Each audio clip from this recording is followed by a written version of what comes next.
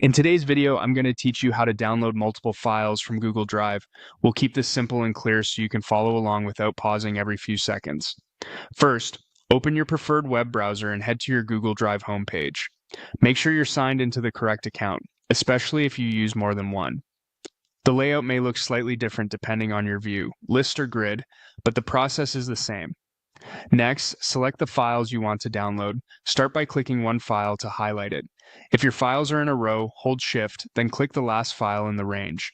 Everything between your first and last click will be selected.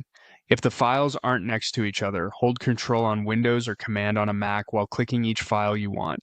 Take your time here to make sure only the items you want are highlighted. If you accidentally pick something, keep holding Control or Command and click it again to deselect. You'll see the count of selected items near the top, which is a helpful confirmation before you download. Once your selection is ready, look at the toolbar at the top and click the download icon. It looks like a downward arrow. As soon as you click it, Google Drive will prepare your files. If you've selected more than one item, Drive will bundle them into a single zip archive to simplify the download. This packaging step can take a little longer for large files or big batches, so it's normal to see a brief preparing download message. Keep the tab open until it finishes.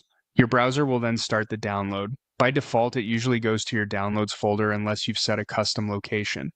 If your browser asks for permission or shows a pop-up prompt, approve it so the file can save.